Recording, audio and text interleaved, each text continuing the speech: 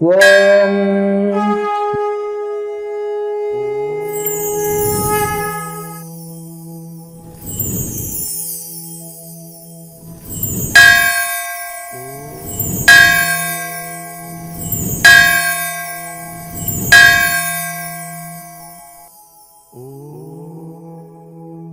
Shri Kriyayoga Dhyana Tapovana Sevashramam charitable trust, Govindarayapalli, Jnanananda Kriyayoga meditation centre, GKMC channel, భక్తి సాధన సేవ. జై బ్రహ్మ జ్ఞాన భారత్, జై జ్ఞాన వివేక భారత్, జై అన్నపూర్ణాదేవి అమృతాస్తం. జై శ్రీరామ్, హర హర మహాదేవ్. మనం ఇప్పుడు ఇక్కడికి ఎందుకు వచ్చినాము, ఈ ర్యాలీని ఎందుకు నిర్వహిస్తున్నాము చెప్పండి. సనాతన ధర్మకి, సనాతన ధర్మకి, సనాతన ధర్మము, సనాతన ధర్మం, సనాతన ధర్మం. ఏమిటి ఆ సనాతన ధర్మం?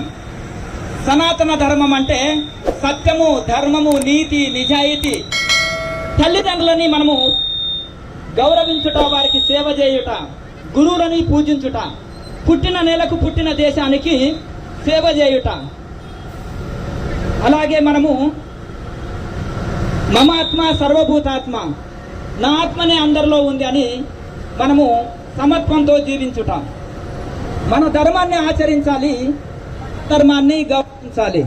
కనుక మనము ప్రతిరోజు ఎంతమంది రోజు గుడికి వెళ్తారో చేతులెత్తండి. సనాతన ధర్మములో మొదటిది మనం రోజు గుడికి వెళ్ళాలి. తర్వాత భగవద్గీత చదవాలి. మనము యోగులు పుట్టిన నేల ఇది. యోగం లేనిది భారతదేశం లేదు, యోగం చేయకుండా భారతీయుని అనే హక్కు లేదని వివేకానందుడు అంటారు. మరి మీరు ఇంత యోగం చేస్తలేరు, మీరు ఇంత బలహీనులుగా ఉంటే ఏమి కొట్లాడతారు, ఏమి సాధిస్తారు? ఇనుప ఖండాలు, ఉక్కు నరాలు కావాలి మీవి. రండి, యోగా నేర్చుకోండి, ధ్యానం నేర్చుకోండి, బలమైన శరీరాలుగా తయారు చేసుకోండి. మీరు బలహీనులుగా ఉంటే ఏమి సాధించలేరు. భక్తి చేయాలి, సత్యము, ధర్మము, నీతి, నిజాయితీ, తల్లిదండ్రుల సేవ, గురువుల పూజ, భగవంతుని అర్చించాలి. దానికంటే ముందు మీరు బలంగా తయారు కావాలి. కనుక మీరు బలంగా తయారు కావాలంటే మీరు యోగులుగా కావాలి. కనుక మన చంద్రారెడ్డి గురూజీ కూడా ఊరు తిరిగి యోగా చెప్తున్నారా? యోగా చేయండి, ధ్యానం చేయండి, భగవంతుని యందు భక్తి చేయండి, శరణాగతి కలిగి ఉండండి. మేము కూడా 20 సంవత్సరాల నుంచి యోగా ధ్యానం ఉచితంగా నిర్వహిస్తున్నాము. ఇప్పుడు మన పిల్లలకి సంస్కారం లేదంటే ఇంకా సనాతన ధర్మ రక్షకులు ఎట్లా అవుతారు? ఎందుకు? మనం ఎన్నడో స్వాతంత్రం రాకముందు ఉన్న ఆ సిలబస్నే చదువుతున్నాము, సంస్కారహీనమైన సిలబస్నే చదువుతున్నాము. మన పిల్లలు సంస్కారవంతులు కావాలంటే యోగ విద్య, బ్రహ్మ విద్య ఒక సిలబస్ పెట్టి తీరాలి.